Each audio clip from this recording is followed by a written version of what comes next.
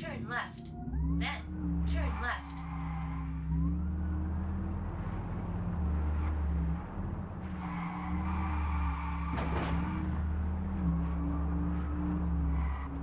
You have arrived.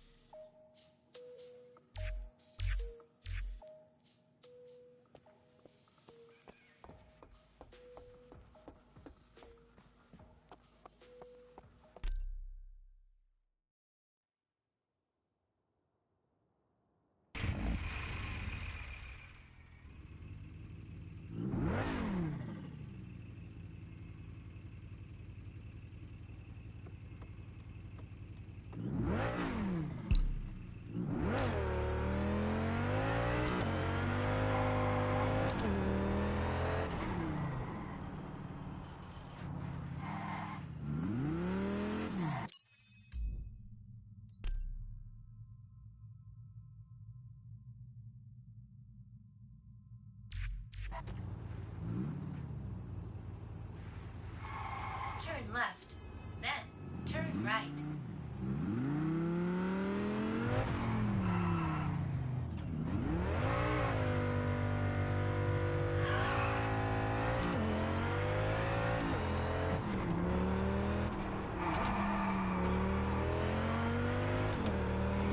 Turn left.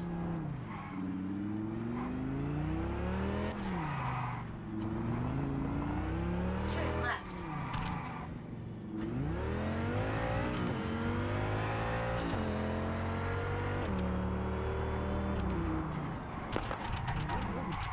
Turn right.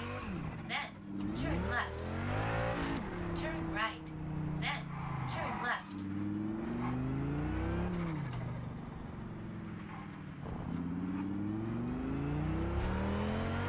Turn left. You have arrived.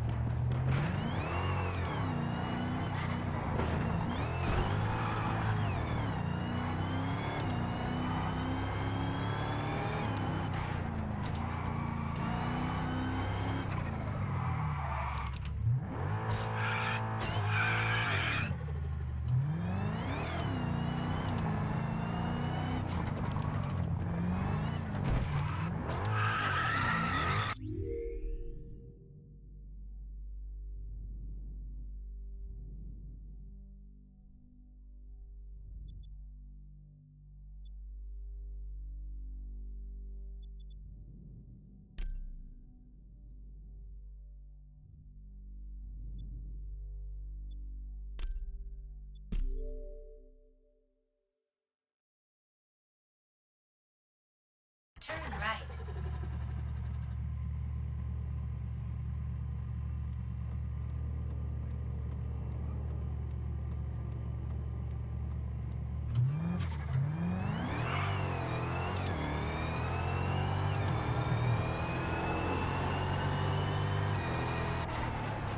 Turn right.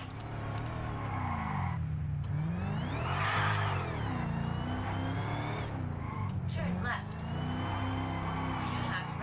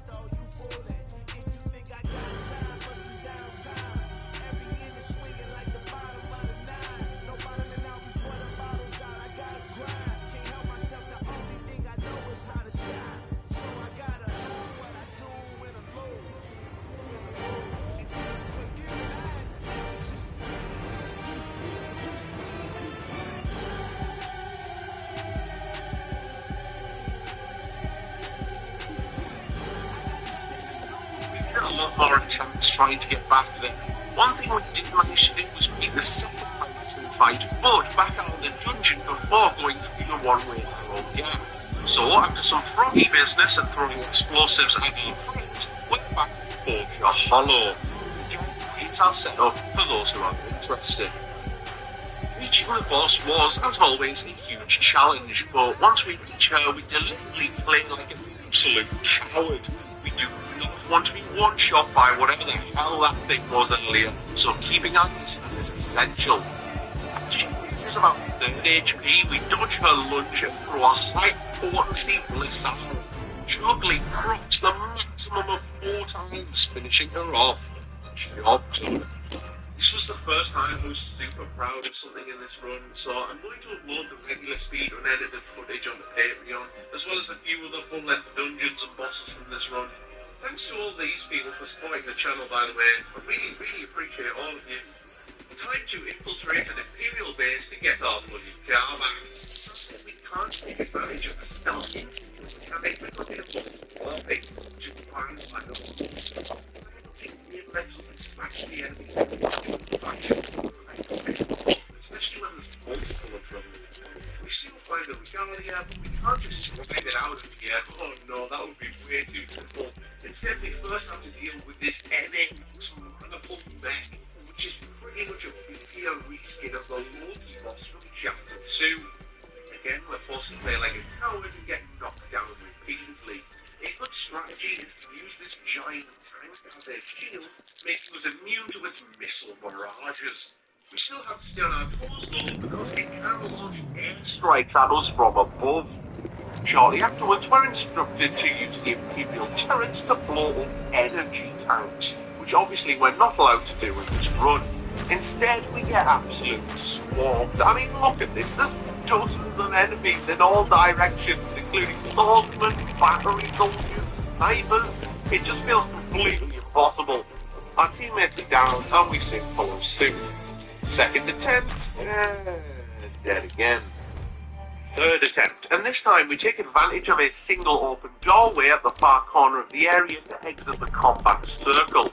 Just like in Forger Hollow, this allows us to revive teammates, automatically heal up a bit, wait for magic cooldowns, and just take a breather. The strategy is to go in, get a couple of picks, and then head out and wait for a bit. It's a slow process, but after 10 minutes we clear the area and get told to destroy the Magitech generator, which we're more than happy to do, so we can get the hell out of here. Oh, feels so good to be in the AP machine.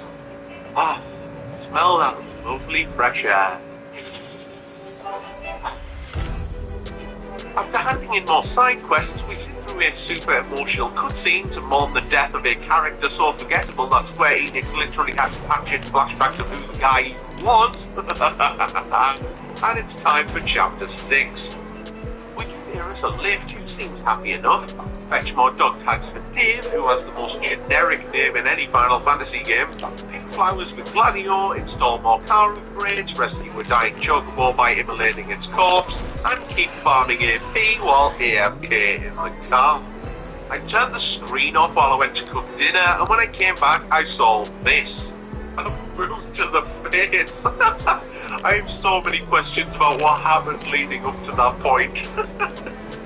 We photograph a tomb before trying to loot the thing, and now it's time for the next main story segment. We're told to trail this Caligo guy while not being spotted.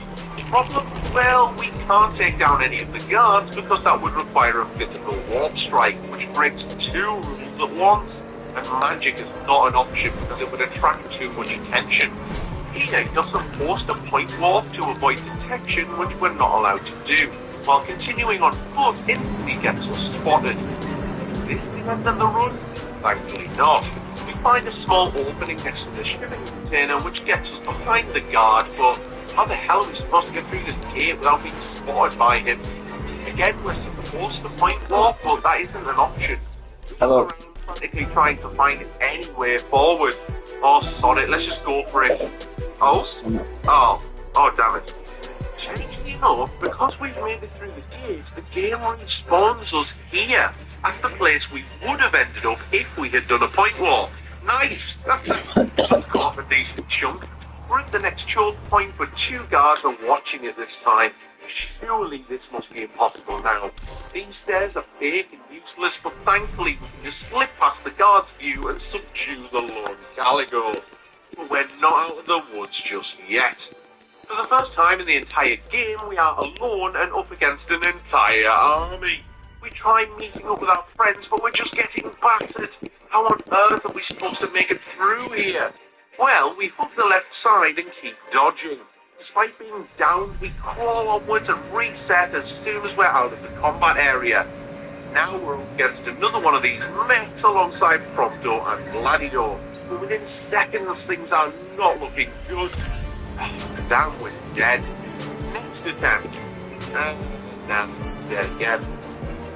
9 attempts later, and we finally have this run. We put the huge tank thing on the right-hand side, and we watch out for the target lasers that come before the orbital strikes. It's super tense, almost like playing a horror game where you get insta-killed if you get found. Thankfully, it's down in 4 minutes, but it has one last surprise for us. Yeah, probably should have seen that one coming. But we're not done yet. Prepare yourselves, people, for the most difficult boss in the entire run.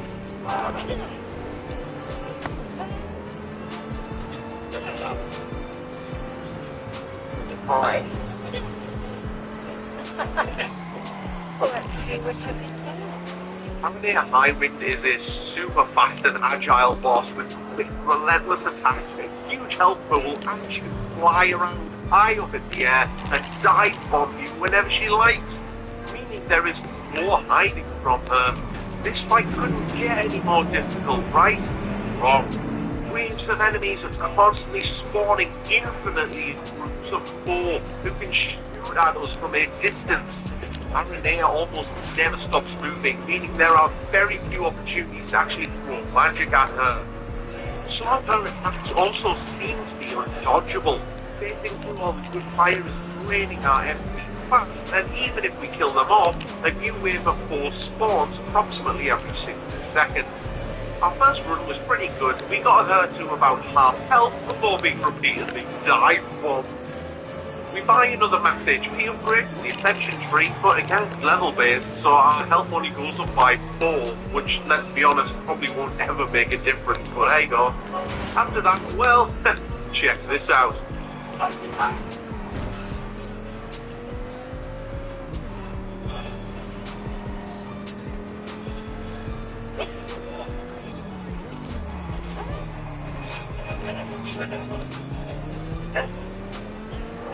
I'll be honest, I seriously considered giving up here.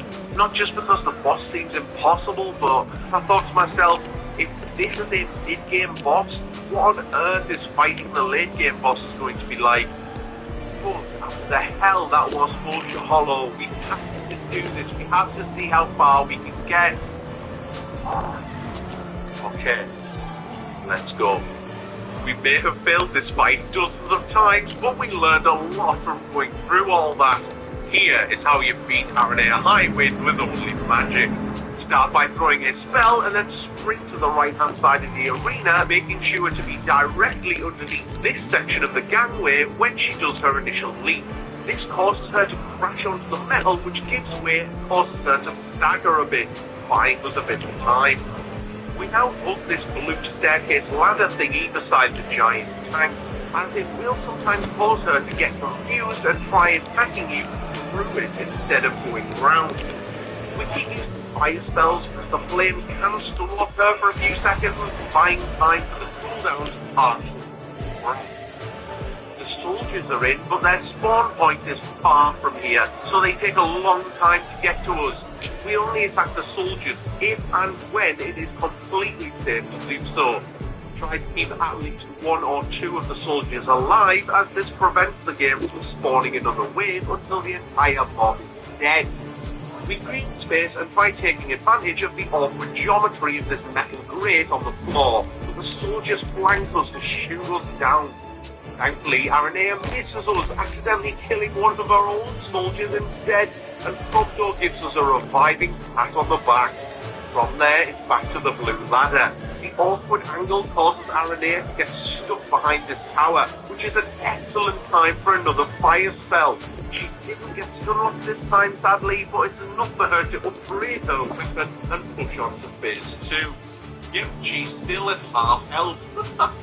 Her slams deal massive damage now, and she's much more vicious.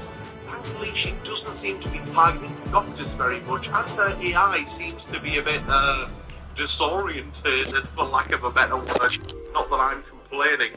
She's super low and stun-locked in the flames, so she launches herself to safety, only to slam right back down into the flames. Yep, she's stupid, she's dead. We should play again sometime, pretty boy. Okay, I'm calling it. That is definitely one of the hardest bosses we've ever done on RPG Challenge. Iris temporarily joins the party, but we can't unequip any of her stuff, so we just leave her as is. She's even weaker than we are. Try fighting the optional Bandersnatch boss in the Marvel of Fingers, but we get absolutely destroyed. It's not even close, and it's not worth grinding for, so I think we'll pass on that one. Time for Cave Time, and look at that view. What are you supposed to look? At what? Yo, bomber. Join Sydney for a slow walk up the hill. And anyone wanting to try this run for themselves, if you forgot to grab Jared's magic flask before he died, then you can grab it here from his grave. There's another point of no return warning, so it's probably wise to farm for a bit before we continue. These campsites are super close together, so hopping between them yields rapid AP generation. Well, rapid for this run anyway. We can use the chockball or use the return to car feature with a well-placed regalia to earn about 6 AP every 1 or 2 minutes. Right. We grab another magic flask from the Rocker Raptor and have an absolutely brilliant conversation with Prompto. So, what you doing? Nothing much. Just chilling. Cool. After a lot of AP farming, we're able to buy super to ourselves get plus 50 potency instead of plus 30. We have the potential to craft magic with potencies over 200 now, assuming we have the controversial ingredients. Using 17 Duskian oranges to craft level 99 podcast magics of potency 166 seems to be a nice compromise, but we can throw a little bit of other elemental energies in to raise the potency even further. More camping, more doors that improve our ability to dodge, Gladioli's party, and it's time for chapter 7. We're very limited to where we can go in this chapter, made worse by this Imperial roadblock, forcing us to travel long distances by foot. Shanks' pony, as my nana always said. After a quick trek through the swamp with everyone's second favourite shady guy, when it goes to the Resident Evil 4 merchant, of course. And then joins the party. Well, the heavily nerfed version of her anyway. And we wait for nightfall in order to enter Stalin. Oh my god. Just me talking about this place is giving me horrifying flashbacks. You remember Bolsha Hollow, right? Well, meet its bigger, badder brother. We skip all optional fights, and this first mandatory fight can actually be skipped if you quickly dash to the door before the spawning animation finishes playing out. There's a magic blast on the floor here, followed by a narrow ledge to advance, but we can only interact with either of them after we defeat this mob. Creme brulees are particularly problematic because we soon discover they absorb all fire and electric damage, meaning ice is our only option. Even then, they're really tanky and aggressive. There's stuff coming at us from all sides, so it's dead. We did manage to defeat them on the second attempt, so we grab the magic flask and start shimmying. The next problem is that Noctis can't jump over this tiny ledge, meaning we're forced to go all the way around. This leads us into a mandatory Iron Giant boss fight with extra creme brulees everywhere for even more fun. We go to rescue Ignis and... yeah, maybe that wasn't a very good idea. We reload our save file, which was outside the dungeons. Again, you can't save the game within a dungeon, and things are going well until the Iron Giant is like, nope, and it's GG. Ah, man, where's Tarkus when you need him? Third attempt, and we try to keep a lot of distance from the boss while also keeping the creme brulee in sight. We discover that standing near this fallen pillar thing is an excellent idea, since the giant treats it like a wall and so never walks over it. This gives us the edge we need. Prompto is dead, but a final Blizzardus seals the deal. In hindsight, we should have retreated out of the dungeon to save the game here, but instead, we push on and clear the path to the dungeon's main boss. It involves not just being locked into tight rooms against small mobs of enemies, but thankfully it's nothing we can't handle. The dungeon's main boss is Quetzalcoatl. No, not that one. It's level 32, can fly, and as we soon discover, has a powerful AoE electric attack that can one-shot anyone except Aranea. Game over. That's probably over an hour of progress lost. Noctis, do you think this run is even possible? No, me neither. I quit out, uninstalled the game, and started writing the script for the video. I was ready to be like, sorry guys, this was a fail, but I'm still proud that we made it so far. But a week later, I woke up one morning and thought, you know what? I'm just doing the viewers a disservice here. It is possible, it's just bloody difficult and extremely grindy. I can't just palm that off onto someone else to finish what I started. We go big or we go home. If it's not possible, we bloody well make it possible. That's what we do here at RPG Challenge Runs. So let's get this game re-downloaded, grab the backup save file, and put our Black Mage hat back on, and get on with it. We grab the magic blasters back out and save the game. We check to make sure the shimmy ledge thing isn't one way, like what happened back in Torture Hollow, which it was not. That's good. We use the same fallen pillar block strategy to wipe out the Iron Giant, back out and save the game. Next time we head to Stalin Grotto, it will be almost a straight path to the Quetzalcoatl boss. So we need to prepare. We're stuck in the festival area, but we with Aranea, which is a nice little game mechanic that I bet most people probably miss. The Merlwood contains the only other campsite available to us, so we can hop between them to farm AP, but this is extremely slow. It could take weeks to farm a significant amount of AP at this rate, and we have to stick to our upload schedule of one challenge per month. So we don't have time to be messing around. We're almost at the boss door and... Wait, where are the teammates? They stuck again? Yep, the awkward geometry of this dungeon means that you have to gradually pull them around every corner or else they get left behind. After about 10 minutes, we're ready for Quetzalcoatl again. Here's our setup going in for those who are interested. Let's win this. We stay close when he's flying to disorientate him, but he's extremely aggressive when on the ground, so that's when we need to give him space.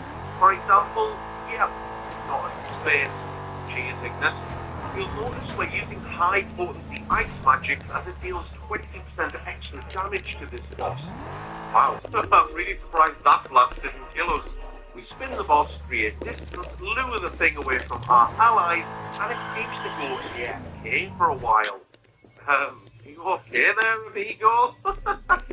Prompto's also in danger, but our next quad cast deals massive damage. It actually proc 5 times instead of 4 there. I have no idea how. Things get nail-bitingly close, and we're given the option to use a summon to finish the thing off, which is obviously against the rules, so we keep fighting normally. After just another minute, it falls in defeat. Job done. And this is the closest we can get to teabagging in this game.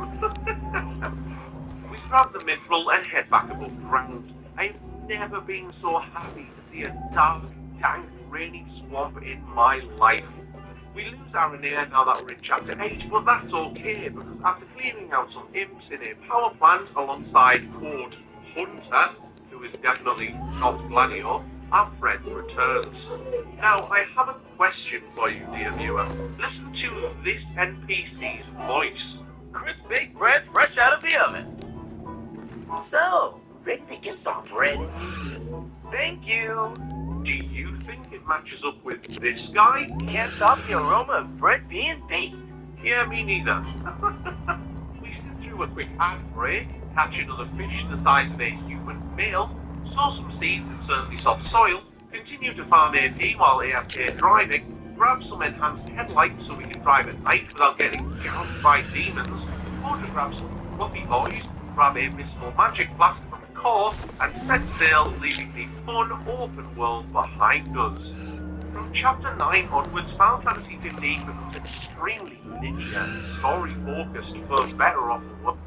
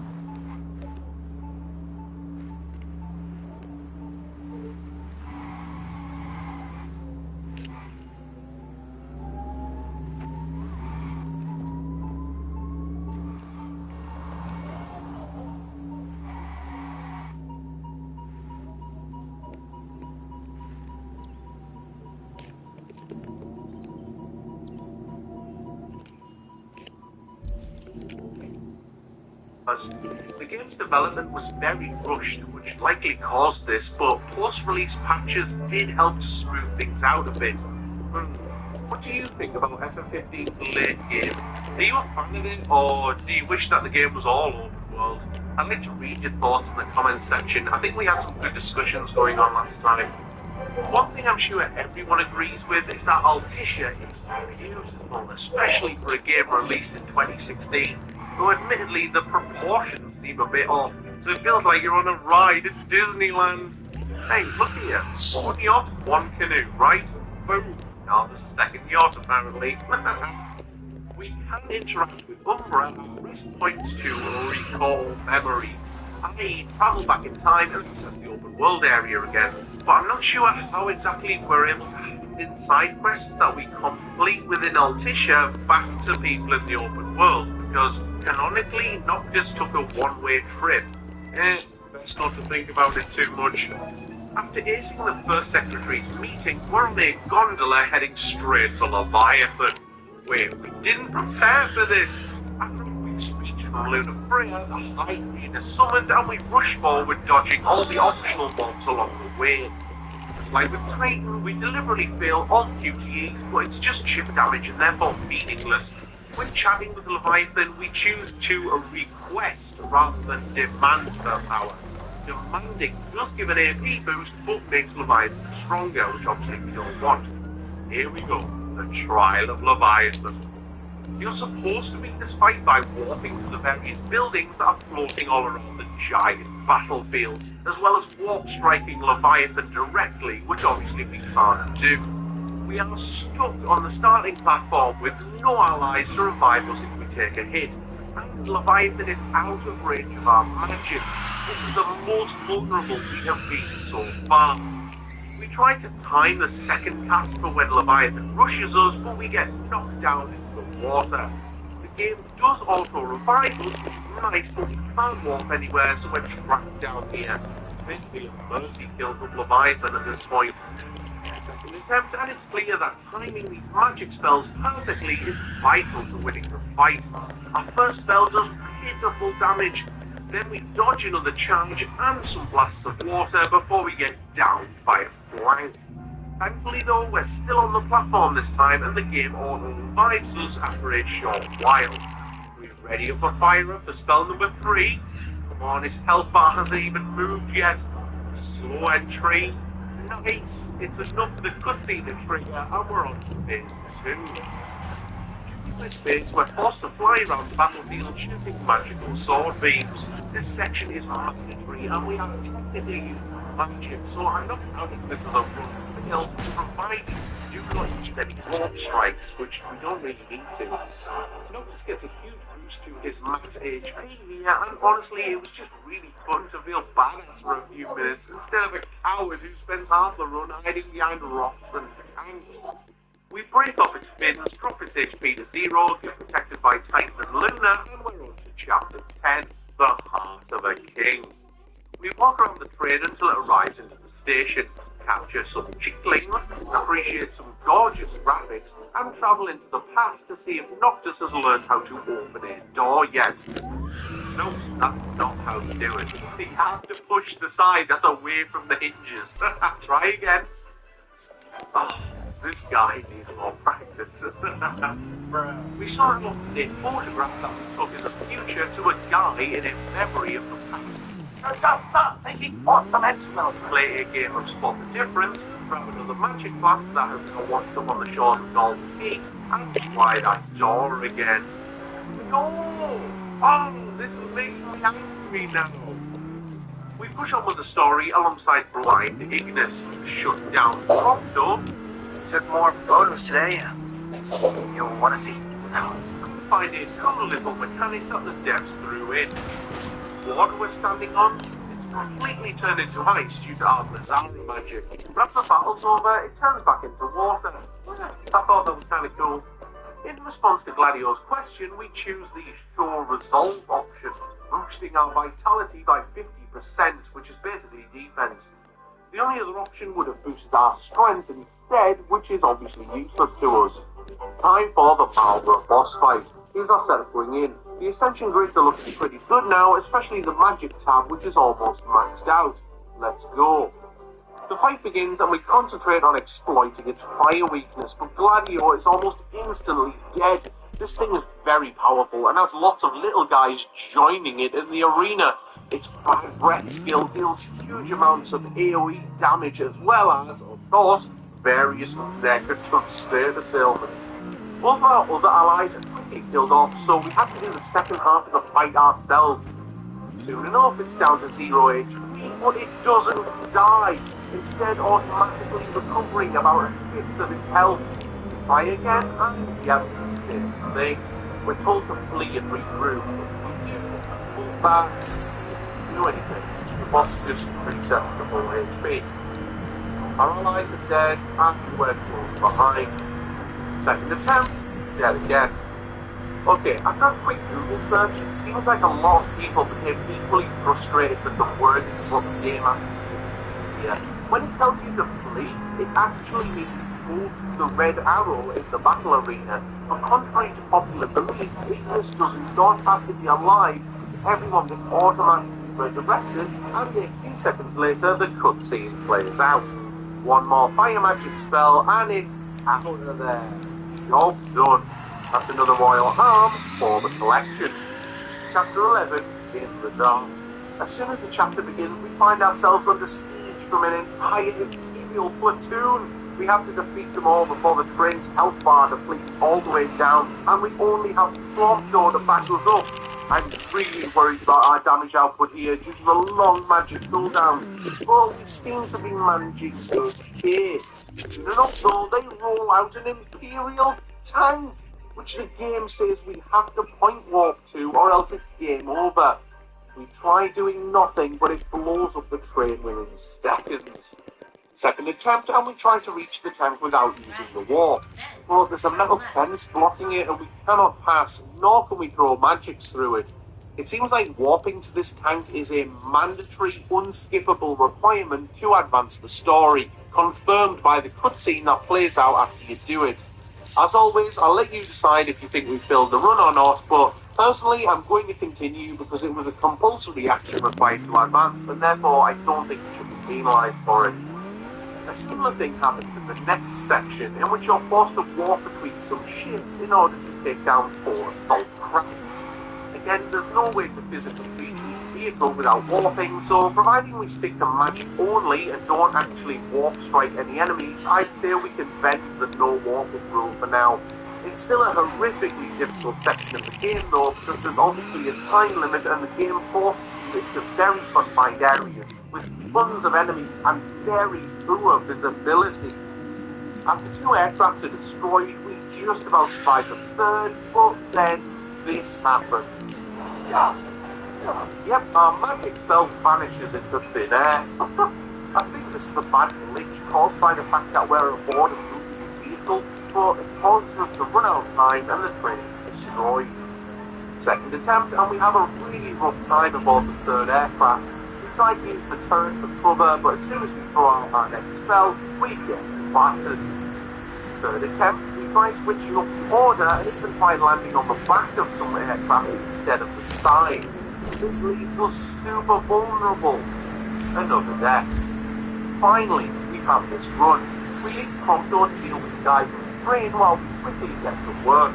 Speed is the name of the game here, but we also need good luck to ensure each magic spell A doesn't glitch out, and B is strong enough to one-shot a shock trooper mostly down to RNG. We use the central shift while waiting for cooldowns, and before long we're back at the train and knocked out for our troubles. And now, Chapter 12, End of Days. We're alone, stuck on the roof of the moving train and painfully low on spells with no way to craft any more. We're told to make our way to the front of the car, but there's an invisible wall blocking us from doing so. We just have to stall it out long enough for the train to pass through the tunnel, triggering the cutscene in which Leviathan comes to our rescue. After a quick chat to Biggs and Wedge, we stock up on elemental energy, save the game, and now seems like a good time to head back to the path for more grinding.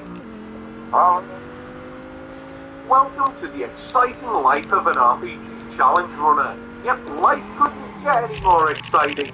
We try to stock up on elemental energy when the game lets us actually interact with the deposits, and it's time for another drive. A nice relaxing AP farm with absolutely nothing unusual going on. Absolutely nothing unusual. I'm curious how many of you have spotted it yet. Yep, our driver is missing for some reason. Where the hell is Ignis? We exit and re-enter the car, but again we're being driven around by a ghost. Okay, let's try manual mode and knock this in the driving seat. Yep, Ignis is still missing. What's going on here? Ignis is still here in the party. He even takes damage and falls, so he's just invisible, I suppose. We refuel the regalia and, yep, he's back. That was a really weird bug. More kind deeds, another magic potency buff, and it would be nice to grab this bonus spell node, but I'm not sure how much more AP farming I can actually take. Fine, I'll do it. We encounter yet another bug in which the block prompt gets stuck on our screen. Grab the bonus spell node. No, we're going to be grinding for 999 AP for that second one. And let's check out the kind of stuff we can craft now. Yep, if we go all in, we can potentially make level 99 award pass times 400 potent spells. Oh my god! We grab another royal arm, the rocket rabbit, completing the say, wow, this is like a real-life RPG. Say hello to the new iPhone 16 Pro with Apple Intelligence, and with Vodafone Exchange, say hello to a new iPhone every year on a 24-month real-life RPG. We use extremely rare enemy materials to craft some quick fast spells, grab yet another royal arm from the Merlewood, play a red light, green light with a chocobo that we can barely see, and after about 11 hours it's back to the main story. We're using magics with randomized elements in order to maximize the potencies. Let's push on. The train grinds to a halt and we're forced to wipe out these demons. The problem is that the level gap is massive now, so even the slightest scratch will one-shot us. We also don't have Prompto, which is one less body for the enemies to be distracted by. It's a very small and narrow arena, and there are more pats on the back than the average Oscars ceremony. We somehow wipe out the raid, only for another to spawn in, and we're soon dead again. On the second attempt, we make it a bit further, only for this level 34 Deathclaw boss to spawn in and insta-kill us. Oh. The third attempt thankfully goes much better. The trick is to hide behind this chunk of ice at the far back right of the arena, only popping out to deal damage. The death claw never approaches us, so we just repeat the process until it's dead. Nice. After more chilly times on the train, it's clear that Noctis isn't very happy with us putting him through this level of hell. Stop! Stop! Nevertheless, we gain Shiva's blessing and begin chapter 13, Redemption. Look anywhere online and people will tell you that this was their most hated chapter in the entire game, even after all the patches. We escape the demon-infested train and the regalia before it gets shot at and destroyed. No, that was way more depressing than any of the actual character deaths so far. We decided to continue. Literally lost the fucking frame. Oh, release fuck's sake. For this chapter, we're Why do I actually suck Ring of dick at this Luci, game? which has several different magical spells. First up is Death, which very slowly lowers a target's HP and then causes, well, death after a certain amount of sucking, which also heals us up a bit. Most of this chapter can be played out exactly the same as a regular playthrough, just with significantly less damage and max HP. Yeah, please.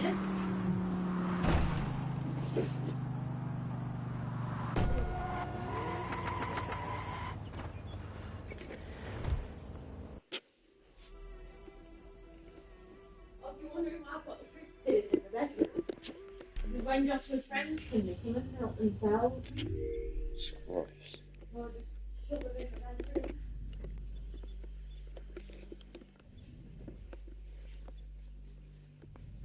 Oh, it's cold. Are you cold? Not really.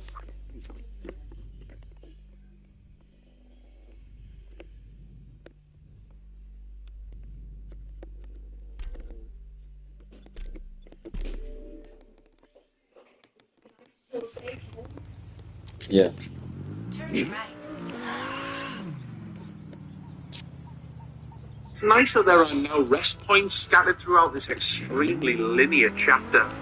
Our second spell is Holy, which automatically triggers upon dodging enemy attacks, and last up is Alternate, a powerful magic with a long cast time that requires a full MP bar, but it can one-shot insta-kill all enemies within a given radius, including bosses. We continue through the annoying stealth section just like any normal playthrough. Bump into Prompto. Okay. One-shot alternate mini-boss, get tricked by another fake Prompto, keep upgrading our keycard, and we're...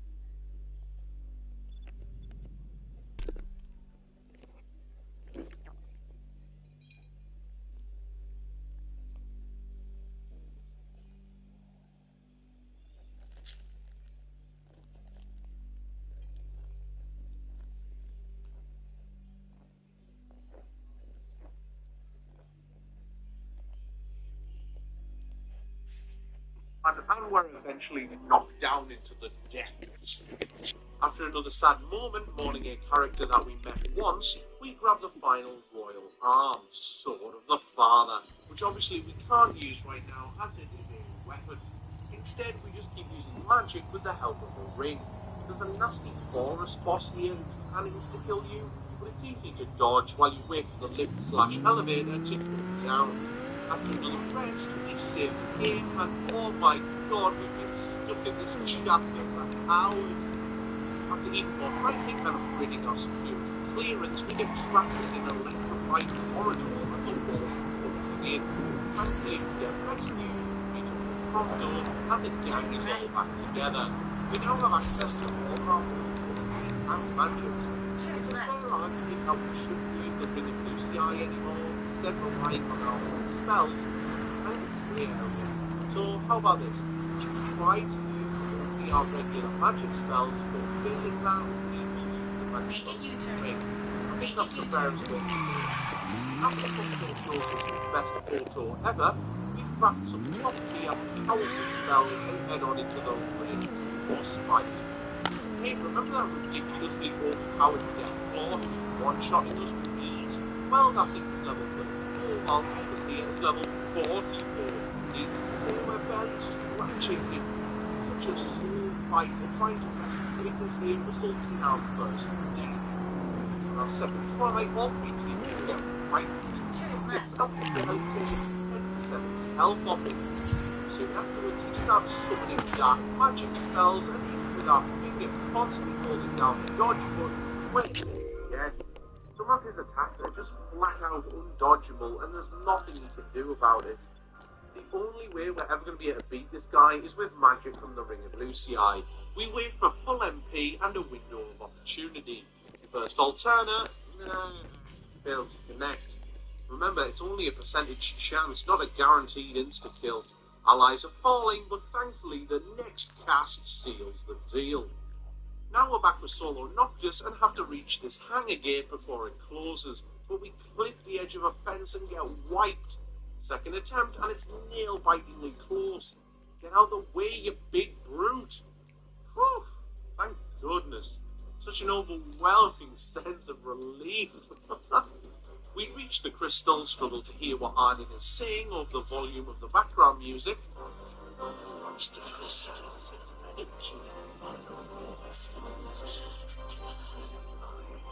And wake up in his cell 10 years later for reasons that are never really explained. Getting serious Dark Souls flashbacks here. Is someone going to drop a key down for us?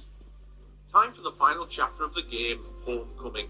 Golden Key is looking a bit worse for wear, so we just dodge all the enemies and push on forward.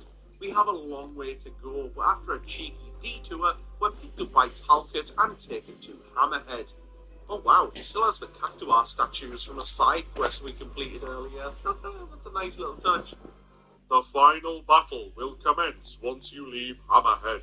Be sure to spare no preparation.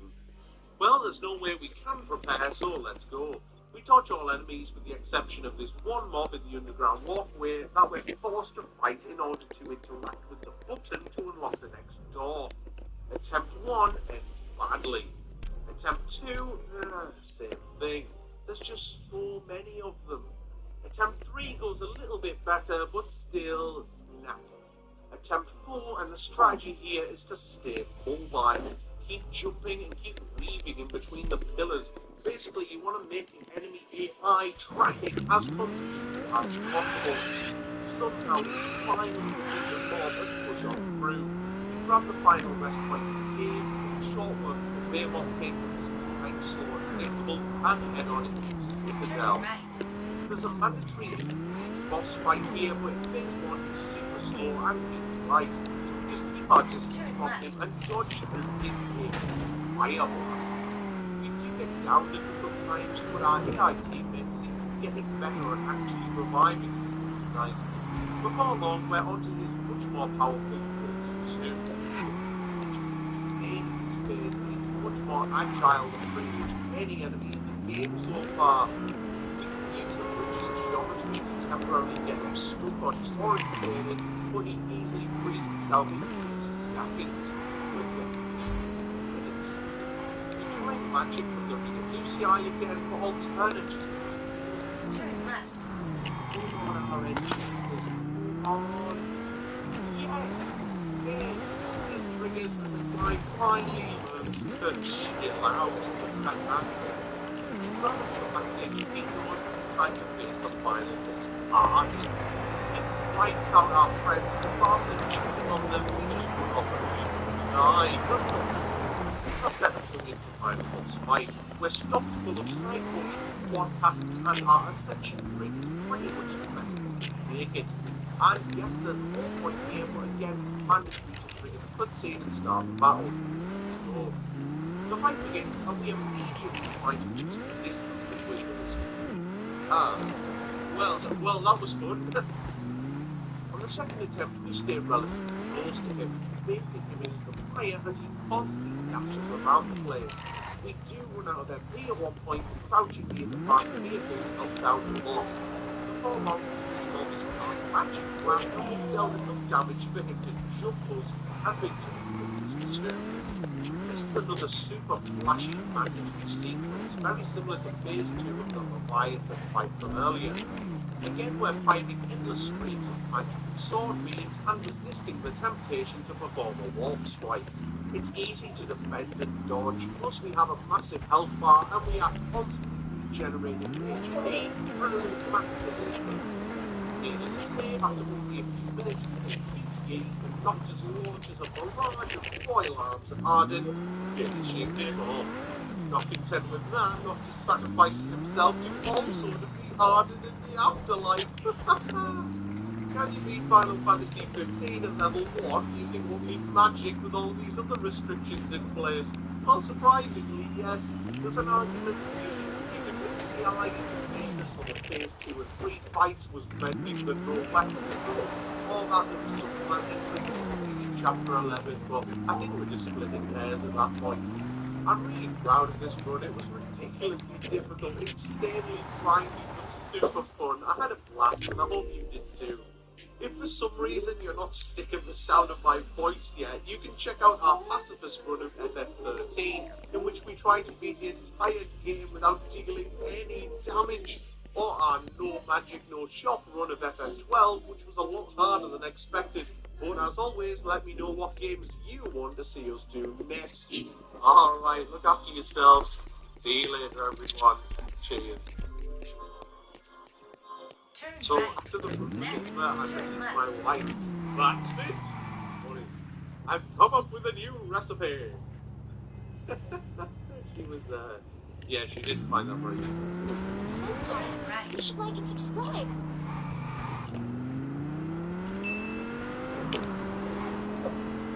Joshua, what you doing?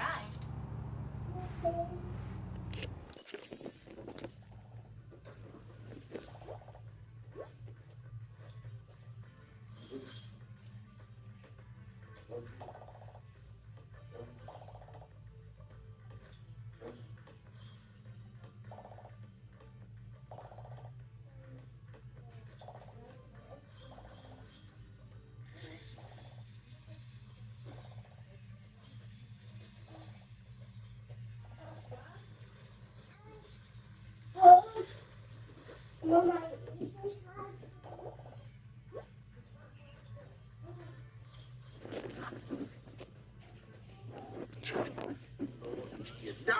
Oh, what the heck? These new enemies can one-shot you? They said it couldn't be done. Well, buckle up, everyone. It's time for a road trip. Welcome to RPG Challenge Runs, and today we ask ourselves, can you beat Final Fantasy 15 using only magic without... It's no secret that AI is absolutely taking the world by storm. Ask any question, and bots like ChatGPT can generate people-like responses in seconds. So let's put it to the test. Today we ask ourselves, can ChatGPT beat Final Fantasy 10? For this one, we need to be a bit more specific with the rules. How can a chatbot even play a video game? Well, first up, we may ask any number of questions, but our hands must follow ChatGPT's instructions to the letter. If it tells us to move left, we move left. If it tells us to use a certain skill, we use that skill.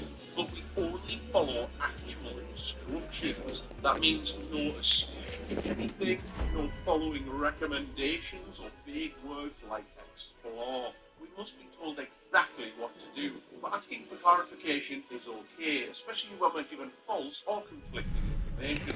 Also, we may only provide you with knowledge of what is currently happening in the game, so any additional information that the player does not normally have access to is planned. Like, for example, here, with all this characters in the player will not pull that back to the stage, after. Finally, as always,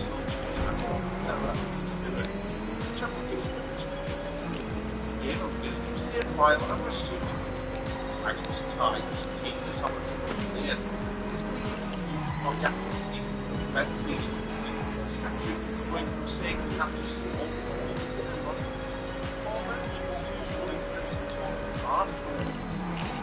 well, we eventually get this. Somewhere we look back and see this thing's name and have changed. Okay, we asked it to choose a name and choose apologize, we choose option, consider, I tell it when I give you a chance to name people to serious what's happening here, and ask it to tell me relevant. And it well, master. That's what we say. Help rules 5, enter, and master. Alright, let's just, second. It's an 8 character limit. Okay, right. Hang on, ChatGPT, can you count? 9 What is the call, okay, man? let's proceed. Right, that's not now. I'm being told to repeat the instructions. We're told to instruct all the game. We're not going to be instructions. Second, it's not moving with activity. The game automatically rather you actually would see that woods was something called we're told to walk around and after the first match of the game. That's obviously very difficult. Press and order. It's quite AI obviously never played. Textbooks, always affecting the story. Right. Not just not learning. Any party members help you. Can't use it. That sounds a bit big. Like, what is law? How do I use law? Has it exclusive?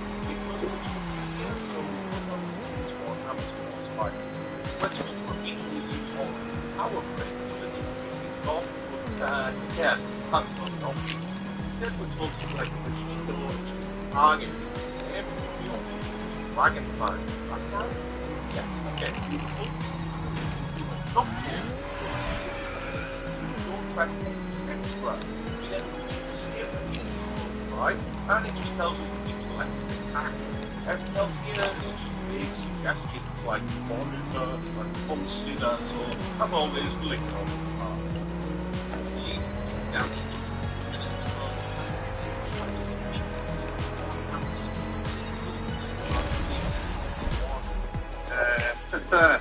final instance one, a student not in the chapter, you'd like to be a tell me exactly what you think. He doesn't believe there's not any mistake in the game, it's something that's pushed on us still. Hell, even happy.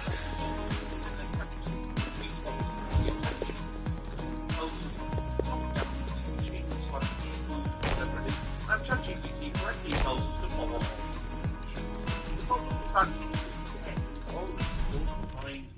That's right, ladies and gentlemen, we failed the tutorial section. And to make matters worse, we didn't save the game and therefore have to restart the entire thing. Ouch. While we're doing that though, we receive a few more instructions on when to heal in combat, specifically when a party member is critical. And yes, it did clarify what it means by critical, i.e. when a party member's health turns yellow or red. We're also told how to save the game and instructed to do so before significant battles and story events, as well as every 30 to 60 minutes, which which includes after the Since Warhammer's boss fight. Okay, I think we can work with this.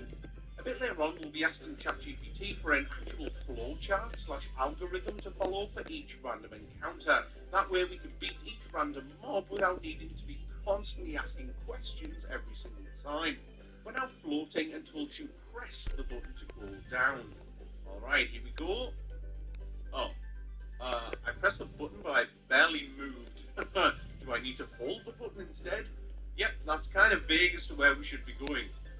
To be honest, I expected the AI to get very confused here because of the spinning background. We're basically moving Tidus through a 3D space, and it's obvious the AI hasn't got a clue. We try asking more specific questions, and luckily it provides us with a strategy of repeatedly fully moving in one direction followed by the other, which again, luckily manages to trigger the cutscene. Thanks, ChatGPT, you're the best. It does a great job of navigating us through the ruins here and into the Giascano boss fight, but it's telling us to use haste, which obviously we don't have access to. Initially we're told to attack, only for it later to clarify that we should prioritise healing ourselves. We escape from the giant fish, but that's when we hit the first major roadblock of this run, the campfire room.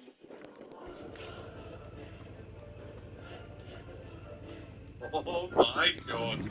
ChatGPT thinks we should interact with the logs to start a fire, but of course we first need to find flint and timber. This is the first time we've been able to provide surroundings. Of course, it has no idea where we are or happening. Given a reasonable description of the room, we're told to save with the room. Yes, big and therefore and interact with waterfall. This provides nothing helpful though, so we ask it to explain exactly what it means by explore each exit by one. But trying to go through exit one is not really come on, ChatGPT, just tell us where to go. Explore the available exits in a systematic manner. Now that's not the way to do. We're just here to fulfill the AI's wishes. We are not making decisions for it. Turn left. Which exit should I go through first? Choose an exit for me to explore first. Again, try to use that rules. Players make decision rights work like preference engine and trust your instincts. Speaking of good old friend, well, let's try being a bit more forceful. I do not have preference or intuition, and I cannot trust my instincts. The whole point of this challenge was for ChatGPT to tell me exactly what I need to do to meet my intent. We cannot rely on input to tell me where to go and blink. Somehow this laterally tipped it over the edge, and we're told to begin at the exit as closest to the same speed. Okay, nice. We have blinked. Now, Turn left. return to the line and campfire. Yeah, that's great. Yeah, that's big news. But again, we still can't be quite like ChatGPT. Now it was talking about exploring exits that you have not yet visited. It clarifies the one on the north side, and we're quickly told to head up the stairs and examine using the X-book. After being told to continue on moving ahead, we're pushed back to the campfire and have finally managed to light the logs. Yes, the boss fight against this complete enemy. That's all because we're basically told to take and start defending just to get more. We're looking out healing items and practicing in the bloody time. Thankfully, it just calls that defending his family from level and therefore having lives. So I'm digging out these instructions and thinking to put grenades in the thing while having to defend himself with the now horrified triangle. It's just sneaking against the enemy. That's actually the state that it goes out of the guy. Basically, that's what it is. Down to 1 HP, despite getting some lucky dodges. He finally falls, and it's obvious that we're staring down the barrel of another game over, unless ChatGPT can explicitly tell us to revive Tidus. Thankfully, it does exactly that. It tells us to use a Phoenix down on Tidus to bring him back to life. From there, we adopt an offensive approach and attack and activate building hit now.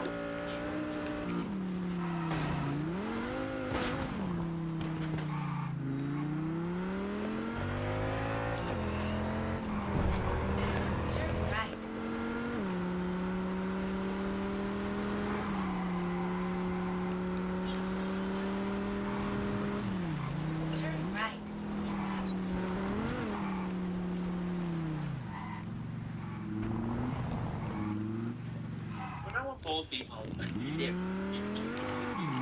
Basically, has no clue where we are or what is happening. Even telling us to Turn left. the captain died. That's just right. Get the ball rolling. So as you approach the item on the floor and interact with it, oh, nice. It's ChatGPT. I'm now an Alvin Jella. Actually, I think no. But it's along with the spear bridge tutorials. And one over. Spear bridge development ability.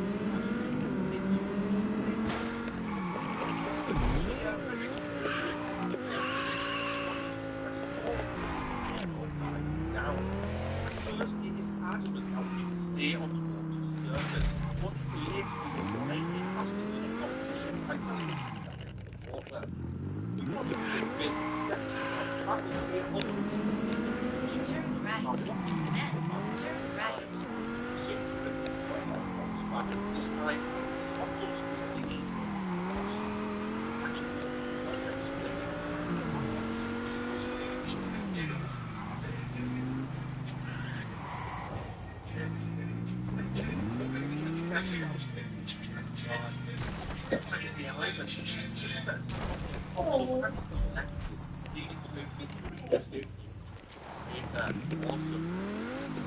How do characters mouth and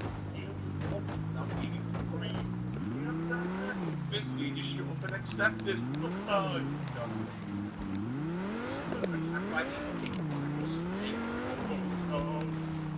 ChatGPT, what's our bed for holy shit? We're being attacked by sin. Oh, right, thanks. You haven't read over John Jim Rossin. You haven't read over John for Jim Rossin. Yeah, but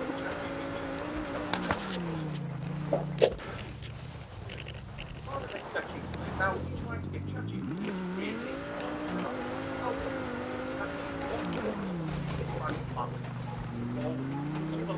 time to get it to produce something that with every possibility without thinking. Would eventually produce this awesome gem.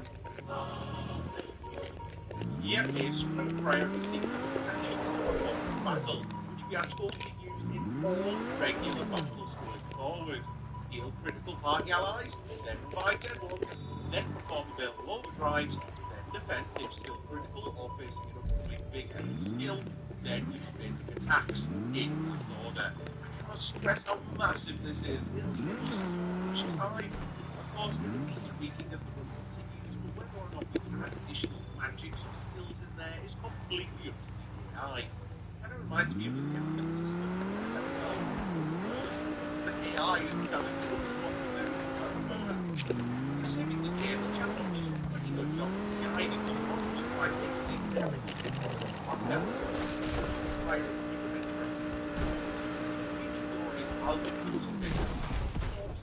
Pretty good job of guiding us onwards by basically telling us to follow Whacker. But the AI is telling us what to do. After saving the game, the chatbot does a pretty good job of guiding us onwards by basically telling us to follow Whacker, though it does require a bit of encouragement at times. We use the glorious algorithm to take down a couple of bombs and we arrive at the physical stage. Here we're told to select the I don't know any prayers dialogue option on the stations, but we're starting to see some pushback from ChatGPT here. As an AI language model, I don't have the ability to provide explicit instructions or control your actions in game. We'll see about that. We open all treasure chests and visit the shop, where we get given this shopping list. The only problem is the cost. It's way over budget because we only have 894 mil. So what does ChatGPT tell us to prioritize? 5 antidotes. It's only after further questioning that we gently encourage you to purchase some potions and Phoenix Downs too. Nice. There's a lot of story heavy stuff here.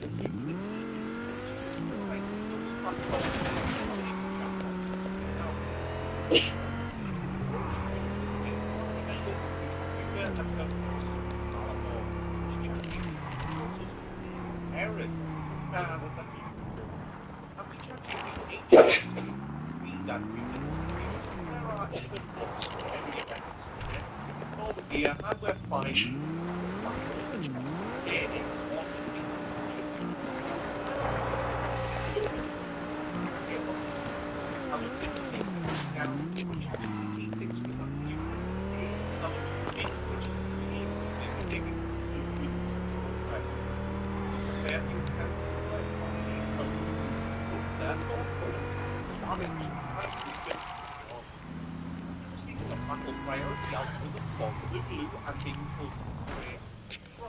We're in a 1v1 against Ferrari. We don't think this traffic, but the new player would not normally know about it. Right now, how would you think it's one of the things we recently have to do with?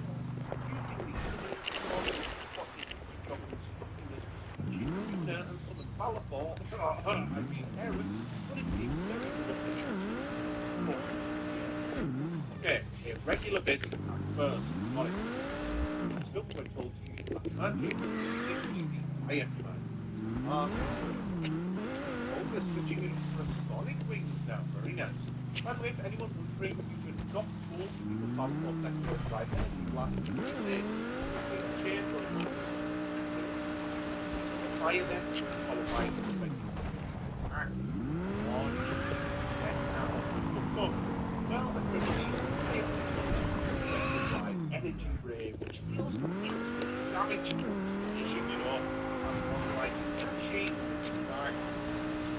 dark and whacker, which is the algorithm for Yuga.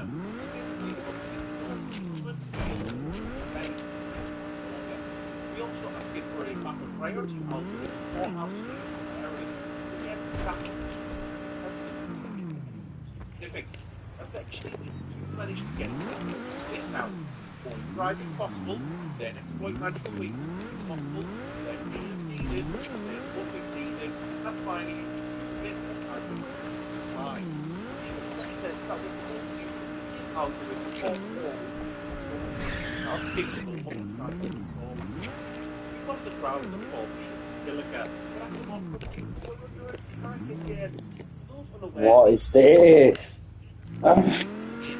Oh yeah, great fucking respawn on my fucking roof. Helpful.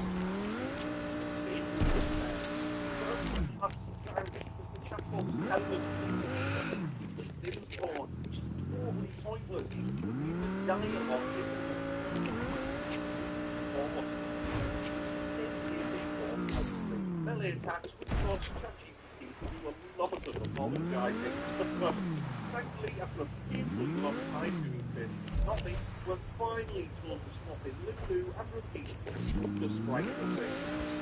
Far from an optional back step, but it's good enough to get the job done. Big too long. We've now arrived in the far town of Killica, or rather the wreckage of it, and while we get these theories updated, I'll probably remind everybody that I try not to discuss story spoilers or plot twists on this channel, because everything games are awesome.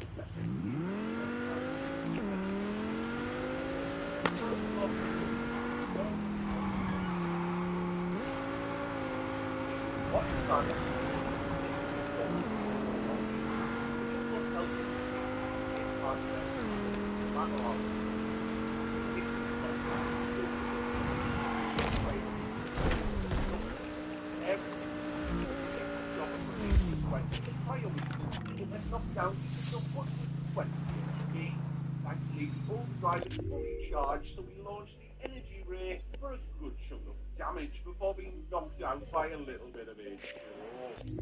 With nothing left to summon, no one to heal, and basic attacks being off the algorithmic menu, Unit is forced to take functionality while literally fixing black, leading by black magic, and then takes round. Defensive, so unit services are now required. Later, a final fire finishes the thing off. Ooh, an MP sphere, very nice. Our joy doesn't last very long though, as we're thrown almost immediately into the second boss fight. And it's two pentacles. Units up first, and we're told to target the later we can fire off our overdrive for damage, wiping out both tentacles and de-shelling this incredible Hulk wannabe in one fell swoop. The fight continues and we're knocked down to just 30 HP. Come on, Eric, come on, hang in there. Overdrive, yes! You will literally storm that fight. Oh, she's so overpowered. Not like that's a bad thing. Progress through Killica Temple was, as expected, slow and arduous, but we eventually grab our second summon, Free. Alright, ChatGPT, give us a name. Inferno. Not great, but not too bad, I suppose. We soon arrive at the port city of Lucca, where we watch a bit of baseball, show this Albert Machina how to have a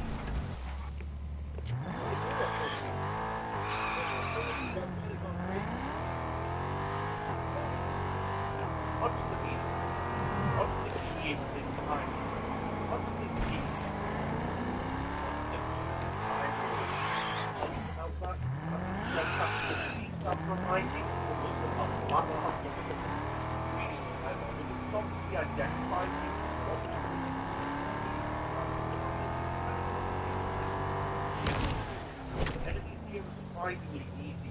Even now,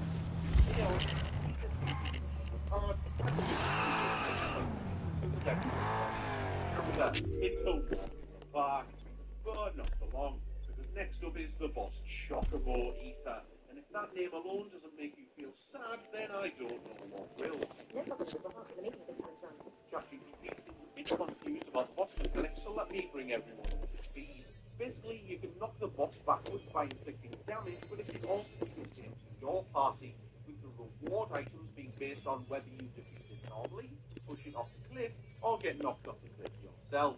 Here, the thing somehow manages to get us right to the very edge of the cliff edge, which kind of reminds me of that scene from The Last Kingdom.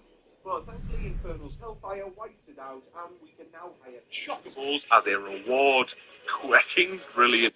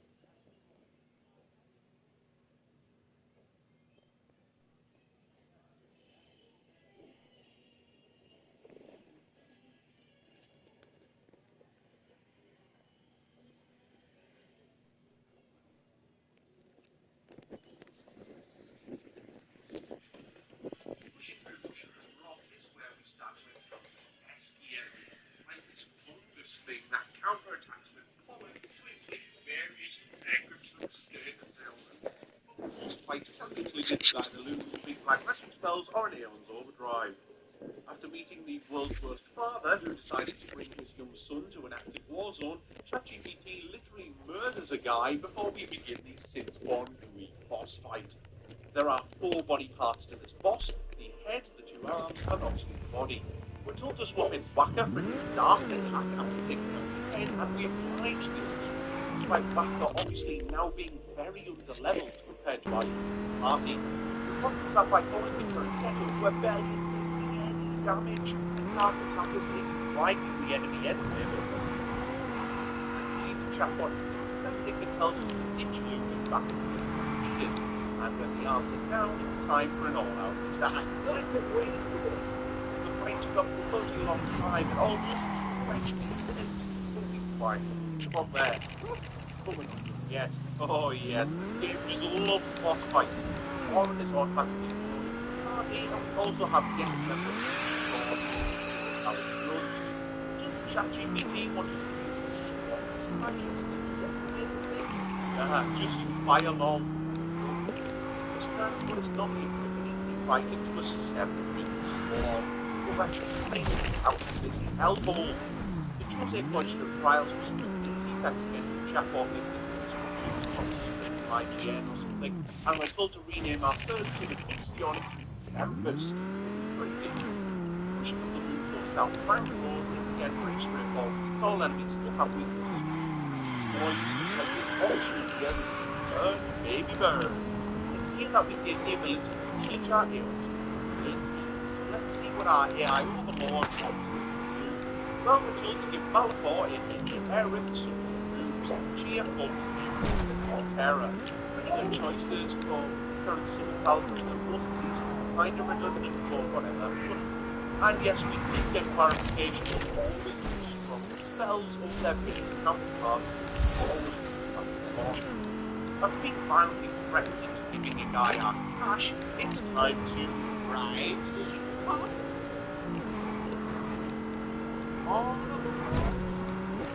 Was that a voice crack? I'm gonna play that again. Yeah, that was a voice. Oh god, I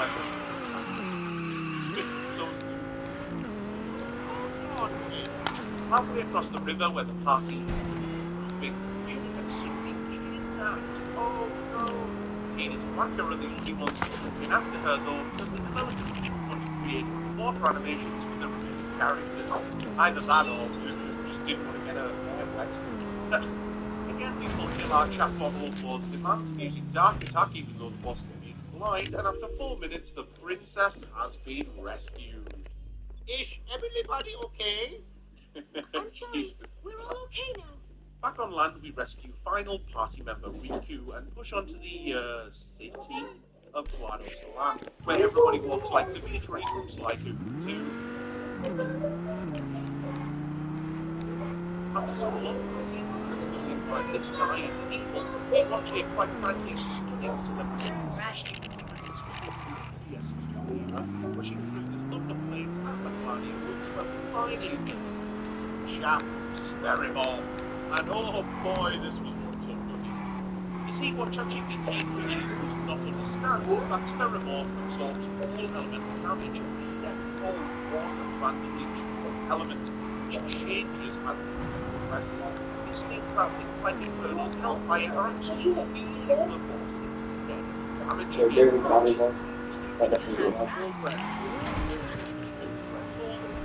algorithm. Because not When Ixion and the boss, well, the boss was forced to heal Ixion. Never-ending spiral that went on for almost half an hour before I thought solid. Second attempt, and after fighting with the chatbot for a bit, everything at first. In seconds, it's knocked down to just 89 HP, but we have our overdrive ready. And, oh, that's it. You know, we even got an overkill. GG, I suppose. Just a few meters/yards up the road is a frozen glacier for some reason, containing the next boss, Crawler. It's a pretty easy fight, but for some reason, rather than getting us to destroy the annoying negator thing that is preventing us from using magic spells, ChatGPT just tells us to use Lulu's physical attacks, which barely scratch the thing, and also temporarily turn her into a pseudo-healer using items. As a result, the fight goes on for what feels like an eternity, but it's finally out the count. Here, watch this. Yeah, you can tell Oren's been left behind because he gained 14 levels from a single enemy. After taking Lulu for a snowmobile ride, it's time for the game's first of 4 seasons boss fights. Here he's joined by his 2 Guano Guardian bullies who self-auto-function whenever Lulu's hit, which frustrated mechanics out later, and they also like to use various bugs, which our algorithms don't allow us to deal with. The battle seems to be going nowhere, but thank the faith, Ifrit's Hellfire absolutely pops off and pushes us onto phase 2 against Seymour's summon, Anima. The thing is super tough and easily wipes the floor with most of our summons, until we inevitably come to our newest member, Shiva, or as she is currently known.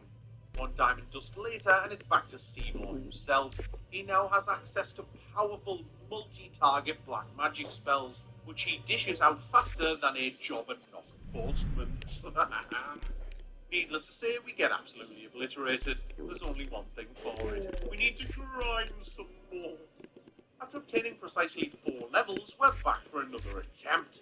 The first phase is almost exactly the same as before, with our party members being utterly useless and therefore Ifrit has to pick up the slack.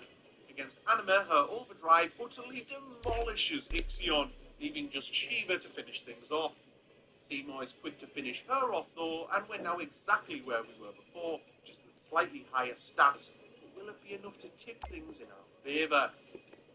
It's too early to say. Tidus is stuck wasting his turns with healing items since healing comes before overdrive in his algorithm, whereas Lulu can't exploit any weaknesses because Seymour doesn't have any. It's only when Yuna decides to act before Tidus that she's able to take control of healing, freeing up Blitzmouth anywhere to hit the final shot. Job done. After the chatbot fails to be able to count to 8 again, we name Shiva Blizzard, run from some Guado goons while Waka just YOLO TPs out of there, and we're up against the Wendigo boss. While he plays out, I'd like to say another huge thank you to all of these fantastic individuals who support the channel through either Patreon or YouTube membership. If you'd also like to support me while gaining access to full-length unedited boss fight footage and some other bits and bobs, then please click the link in the description below. I promise it'll cost you less than your rent.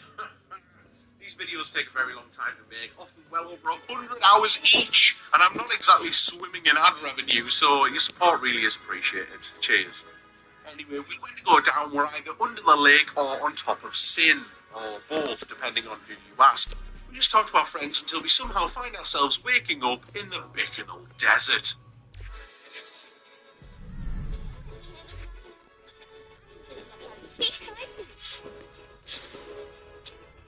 We quickly discover that the Albed home city of, well, home is under attack. Oh no! But the battles here are super easy, so we quickly escape with Sid aboard the Fahrenheit. After receiving some sage advice from Lulu, you or Riku should study your magic, just in case. We teach fire to Riku and get ganked by the Bavil Guardian Dragon every. I was expecting this fight to be super tough, especially since ChatGPT has no understanding of the airship's movements, and instead forces us to use the usual battle algorithms with a few minor adjustments, namely that Lulu can now use any of her most powerful magic spells against enemies with no weakness, communication and poison, and this takes priority during this particular fight. It's over in just 10 minutes. Good job, ChatGPT. With that, we can safely chime in with a haven't you people ever heard of closing the goddamn door, taking out endless waves of these slightly difficult, moderately annoying soldiers before Yuna does her best Celeste impression. Good job that worked out, or this would have been a much shorter game. Tidus rides some platforms, we name Bahamut Tiamat, which gets a 10 out of 10. Discover that underwater talking is actually possible, despite no one ever doing so for the rest of the game. we push through the VM Purifico to 1v1 rival summoner Isaru.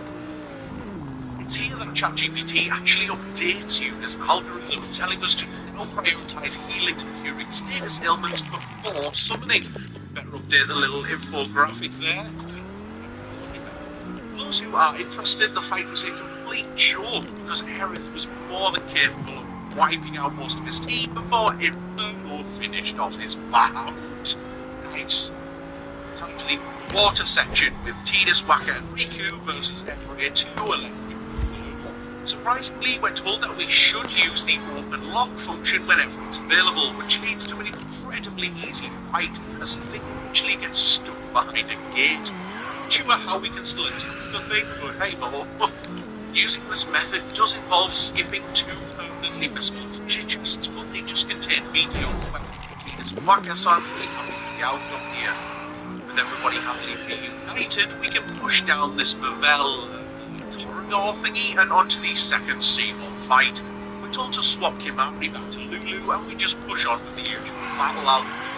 Seymour can now instantly KO any summon with his cheeky skill, meaning we're relying on rebuild overdrives or just single basic attacks from each of our 5 summons. Thankfully, by the time he's dismissed all 5, Seymour Natus is down to just 4,102 HP, meaning he can be quickly finished off by Keys. It's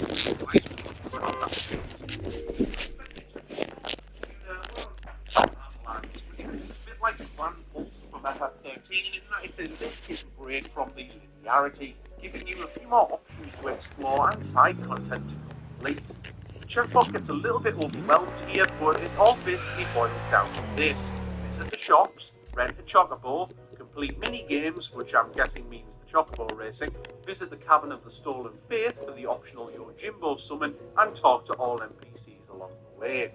Right, one of the first NPCs we encounter is Belgamine. Belgamine? Am I saying that right? I don't know. Who grants us the power to raise the stats of our Aeons. Very nice. It turns into a bit of a shopping list, but we're more than happy to oblige. We're also instructed to visit Remium Temple for the optional Belgamine fights here, but spoiler alert, we never end up obtaining Anima nor the Mega Sisters because the chatbot seemingly doesn't even know that they exist. And obviously we can't mention them to the chatbot since that would be using outside information that a new player would not normally know about, which would break one of our core rules that half of you probably skipped at the start of the video. Yeah, I see you. Don't think I don't know what you're up to.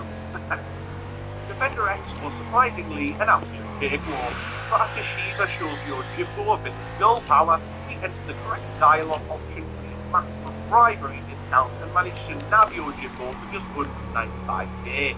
Awesome. Welcome to the team, Engine. Does anyone understand that reference? Because I haven't got a clue. Right.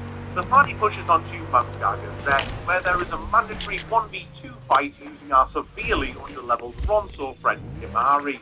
I was expecting us to get absolutely obliterated here, but nah, it didn't even drop below half. Nice job, my fluffy blue Davide friend.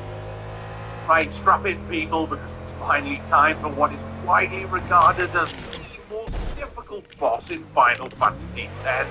Here's our setup in. We're still making good progress through each character. Grid and both Venus and Yuna have weapons with the powerful evade counter ability on them, which does exactly what it says. Then, here we go. Fight begins, and the first thing to remember is that if you lose this fight, you're forced to sit through the same several minute long unskippable cutscene again every time, so the stakes are high. Anyway, Seymour's Lance of Atrophy has inflicted zombie, which reverses the effect of on his character, and Esna can't cleanse it, so it's over to chapter on the cooking. Thankfully, it knows about holy water, and so the battle can continue. After our second Aeon Hellfire, Seymour uses Reflect on himself, meaning all magic spells will now bounce right off him. This means that Lulu, well, yeah, that's not me being an idiot, that's just me following the instructions. Okay, Lulu's back up with new instructions to focus on basic attachment items, and Ixion is out next. Thor's hammer hits hard, but as always, Seymour immediately banishes it. shortly afterwards, she was out, but her lack of overdrive means she only gets a little bit back in before being wiped. And only seconds later, Seymour goes for his dreaded and most powerful attack, Annihilation, which deals repeat massive damage. Penis and Lulu are dead with unit clinging on to just 1 HP. Things are looking dire, so we must do what we've been told to do. Getting everyone back on their feet is the first priority. Seymour throwing a cheap flare in there to make things even more difficult for us. His overdrive hits for 3,500, not bad, but Seymour is charging up another Annihilate. Don't think we're going to be so lucky second time around, so Bahamut here needs to end this right now. He shoots his Mega Flare for massive damage, blowing up Seymour and ending the fight. Woohoo! Let's stay up there! Yeah, you tell him, Blitz. After a quick optimism about targets that we arrive at the next bit stop boss, Sanctuary Keeper. Its usual battle algorithms all the way, but with 40,000 HP and high defenses, this thing is tanky. It wipes out Aerith within seconds, and it's during the battle with Inferno here that we're introduced to its most frustrating move. Yep, this thing can freaking heal itself for 9,999 per turn. I'd argue there's nothing more frustrating in video games than a boss who can self-heal. Well, except for whatever the hell Blizzard is these days. But we're unable to break the damage cap and can't stop the thing from healing itself, so we're stuck in a perpetual loop with all damage we heal and instantly healed back up. Even Tiamat's Mega Flare, which does a respectable 24,000 damage, is only half of the boss's HP, and it's now using regen as well as Q-Ragger for even more healing. Oh, what the hell is his boss? Bahamut down to Photon Wings. It seems like we'll never be able to get past this fight. It's the end of the run. It's all a waste of time. And there's only one thing that can save us now.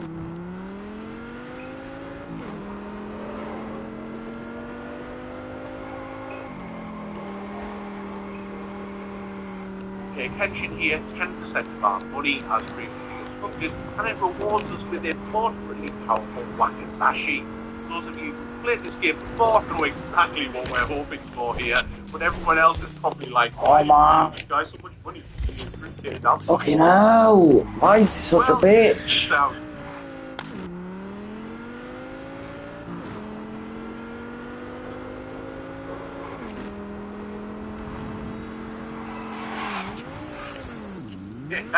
Yep, your Jimbos and Mato instantly one-hit KOs any enemy in the entire game, and I freaking love it. Job done. We now push on to Ruin City in Xanacus, where we play a bit of Tetris before going up against the Spectre Keeper boss. And oh my lord, this one did not go well. Not only does this thing have the ability to heavily damage every 3 adjacent allies, Your way to turn off traffic mode, please. Damage on it. Inflict players with berserk, forcing them to attack, which exacerbates the problem. The sensible thing to do would be to use the fight's unique move mechanic to split the party up around the 6 platforms, which GPP either doesn't understand that mechanic or just wants them to suffer. Needless to say, we get absolutely obliterated. After arguing with the chatbot for a bit, we're told to go in with TDUSC or Whacker. That means 2/3 of our team are severely underleveled, and worst was about as well as you'd expect. The chatbot is clearly out of his depth here, and if it's so, that seems to be back to us. Keep using your best judgment. You need to be a bit more forceful. No, I don't have a best judgment. You need to tell me what to do. Tell me how to defeat Spectral Keeper. Okay, this is looking better, except the part about Lulu using fire or using poison to the top use that. So let's do the world. We've also been told to update our algorithm a bit. We should now always use hasting out to speed up the party on his first turn every fight, whereas Luna's overdrive can now be used in her first priority action. Awesome. Again, let's just update the graphics there. Much better. As for Spectral Keeper, well, it seemed like it's quite in our favour, or maybe we just got lucky here, who knows. Either way, it goes down to Tiamat's Mega Flare. That's 18,000 AP in the bag. Before we go any further though, we're told to go and level up 5 times, which is probably a good idea because the next boss can be a tough cookie. We just farm the random mobs in Zanakin who are mostly a bit tanky and dish out high damage, and we can take them out without any problems. 5 levels later, it's time to fight Unileska. We're told to stick to the usual algorithms, which seems like it might be bad advice, especially due to all of the various negative status ailments and instant death mechanics that Unileska can dish out. But let's see how it goes. We kick things off with Hastiger and Valafor, who does manage to get an overdrive off before being absorbed to death. Thankfully, Lulu is immune to silence, so it's over to Ifrit now. He has no overdrive charge, but his basic attacks are enough to trigger Unileska's second phase, which was surprisingly quick. No overdrive for our fiery friend here, though, as a final absorb wipes him out. Let's see if Ixion can do any better. She's wasting turns with trashy Hellbiters. Very nice. Down to another absorb. After Lulu and Tidus do their thing, it's over to Shiva next. Again, no overdrive charge initially, but she does manage to charge one up pretty quickly thanks to all of the chip damage coming our way. Diamond Dust hits for 9999 as expected, and she's also down to another absorb.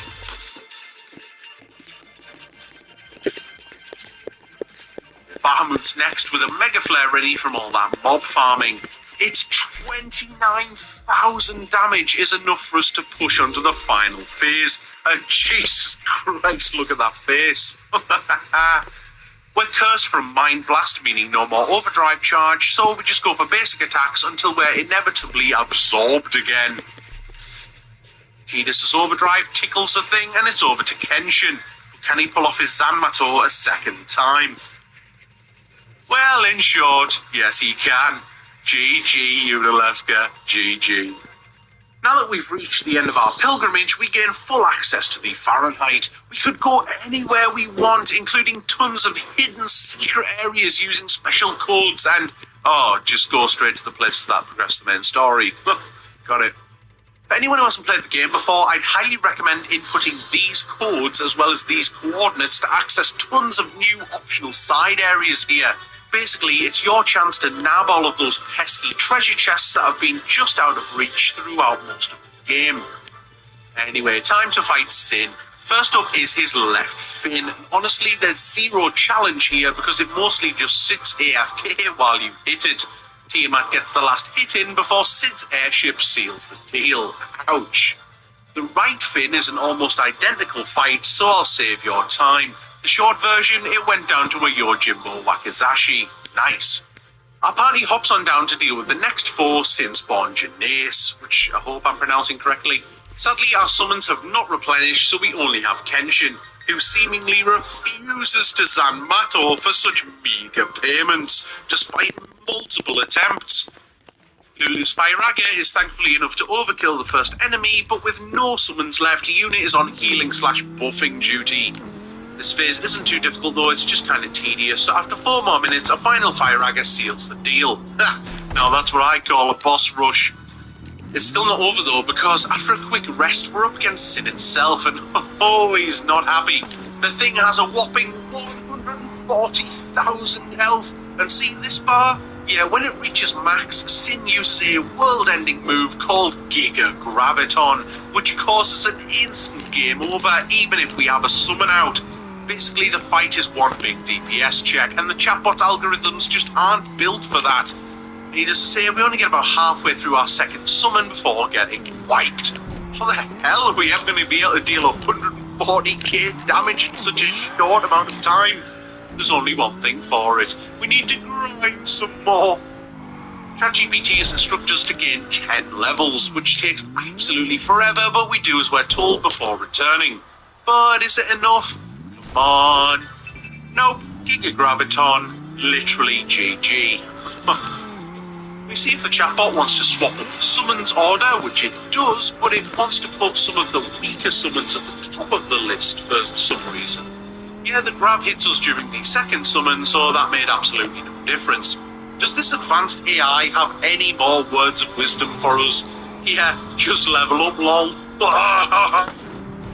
6 levels later, and we're back for our 4th attempt. We've been told to go in with Whacker instead, which I strongly doubt will make a very big difference. If anything, it'll just make things worse. But we've also been told to swap up the order of summons. Specifically, we have to start with Bahamut before using your Jimbo second, hoping for a Zanmato. Alright, now this is a plan I can get behind. Let's go. Mega Flare deals a tasty 39k damage, but we still have 101,000 to go. The pair exchange blows before a second Mega Flare deals a slightly lower, yet still respectable 35k.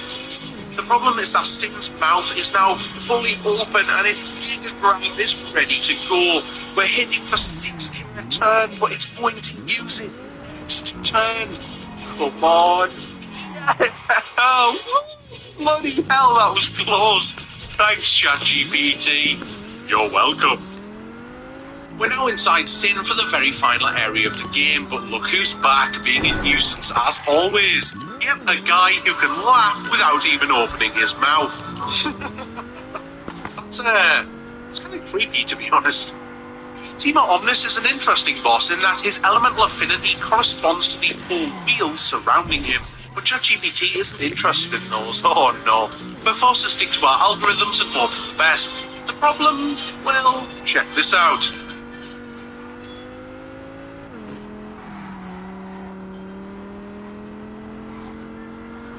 Wait, has the game crashed or something?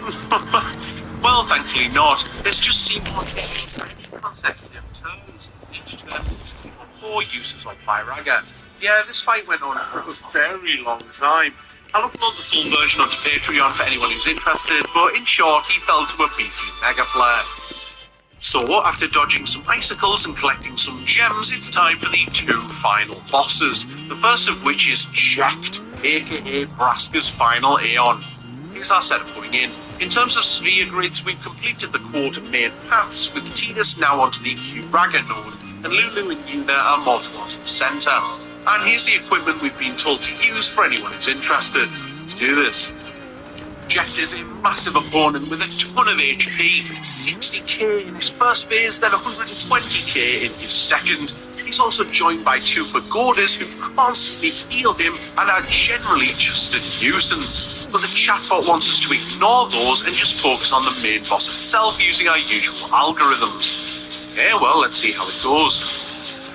Balafor's already been wiped and Ifrit is next into the meat grinder.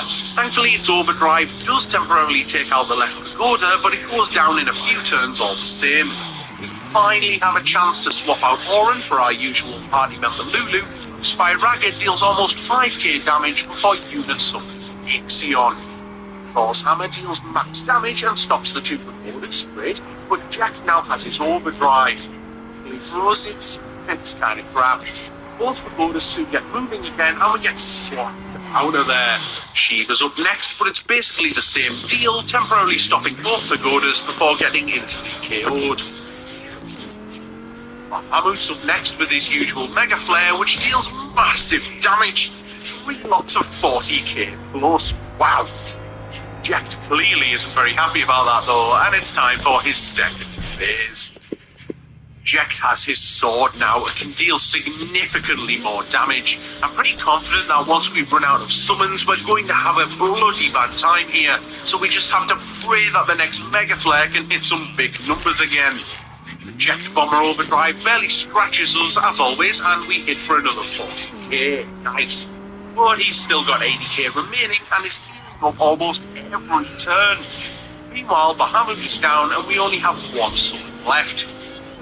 Come on, Yojimbo, do the thing, do the thing, do the thing. That's not the thing. I mean, it's still decent, but we're going to get wiped at this rate. Here, have some more gil. Oh, come on, you didn't even aim at the boss that time. We get Osmos slapped. Watch Jekt heal himself yet again, and it's back to Kenshin. Okay, 10% is 6,540. Oh, there it is, the little nod. Yes, let's go. See you later, Jekt. But it's not over yet. After waking up on a giant version of Jack's sword for some reason, we show our appreciation to our loyal summons by, well, obliterating them one by one. We use Wakazashis and Zanbatos to take them all down until it comes to Yojimbo himself, who needs a little bit more encouragement. It's worth noting though that from this point on, all party members have auto-life, meaning that if any of them die, they just get infinitely resurrected, so you can't actually lose this part of the game unless you deliberately petrify yourself, but who would do that? But just because we can't lose doesn't mean we can necessarily win. Check this out. The actual final boss, Yevon, heals itself for 9999 anytime we even scratch it. Plus the 2 pagodas are also healing it every turn, just like they did with Jacked. With no summons and no way of breaking the damage limit, how on earth are we ever going to get past this thing? Well, after a very long experimental session, we're told to just keep the 2 pagodas dead and then just sit there defending and healing ourselves with items. This is actually a very clever strategy from ChatGPT, as it clearly understands that Yevon's Gravager, which also damages itself, will eventually defeat itself if we just sit back and just not interact with it.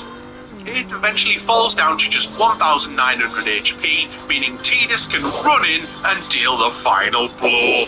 Can ChatGPT beat Final Fantasy X HD Remaster? Well, after a couple of thousand prompts, yes. It just needs a bit of clever questioning to push it in the right direction at times. If you'd like to see ChatGPT take on another game, let me know in the comments. But for now, please like, subscribe, and I'll see you later, everyone. Cheers. Minigame time. I've hidden 5 references to the legendary FF7 villain Sephiroth into this video, and I'm curious if you managed to spot any of them.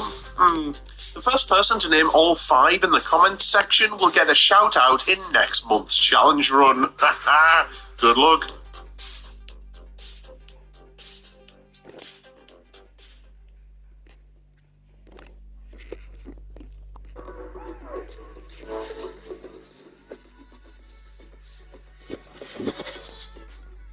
Off! Is ice a completely useless element?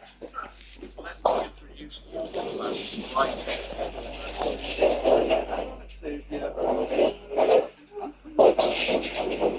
Can you beat through?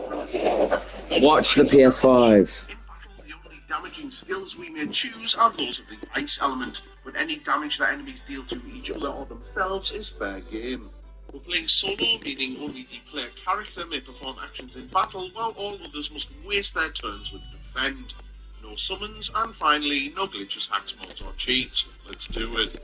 We name ourselves Easy Freezy, and are immediately thrown into a mission to blow a Mako reactor that is sucking life juice from the planet. It's not deal damage to these enemies, unlike some later bosses, meaning we can take them out with no issues. Going into the menu to put everyone on the back row is also a great idea. It means we deal and receive significantly less melee damage, and since we're magic only, there is no downside to doing this. We crack an ether before pushing into the Garrett Scorpion boss fight. We only have 1 spare ether now, so I'm praying that we'll have enough MP to make it through. The fight itself is pretty straightforward. It does counter-attack with tail laser when hit with the stinger, but we have plenty of potions to keep our head topped up, and after just 3 minutes, we hit it with the final ice for damage, wiping it out. XP and back. Frantic escape, the reactor explodes and we're on the run. There are some optional battles against the enemy Shinra troops here, but we make our escape atop this very well-timed passing train. After listening to some rather painful sound effects, we catch this man doing, yeah, what exactly was that? Kind of these Sector 7 slums. After discussing how much we miss the Shinra, we combine an all materia from the Killer's Hall with ice, meaning its first use each turn will target, well, all enemies instead of just one. Ice. This lets us deal instant damage, often wiping out an entire mob in one turn. Wow. We spent a fair bit of time grinding in this section of the train graveyard, using the kids nearby inn to restore MP when needed. This gets us a few level ups ready for Reactor 5. The enemies here are quite a bit beefier, but they're nothing we can't handle, so we push onto the game's second main story boss. Airbuster.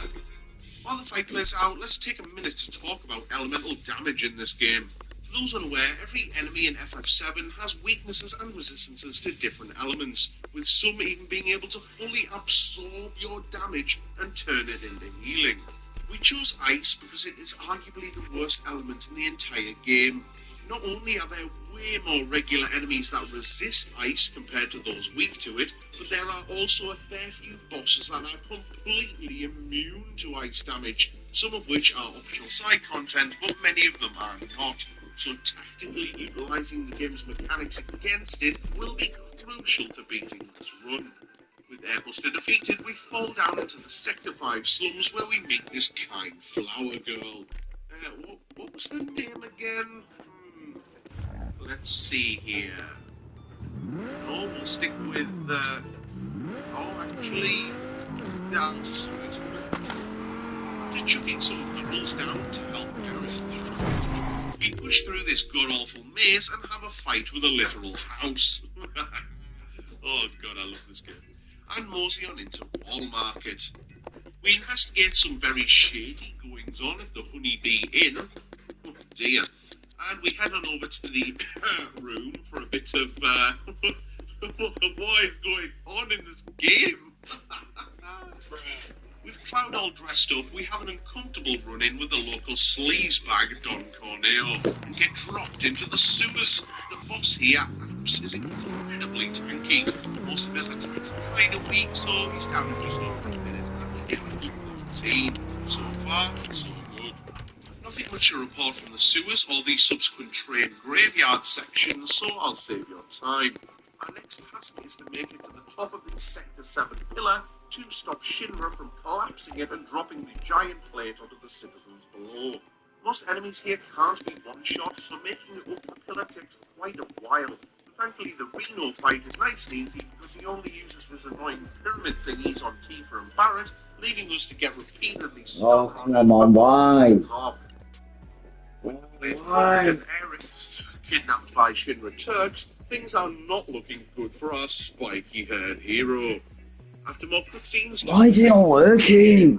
We grab ourselves some double A's and get climbing.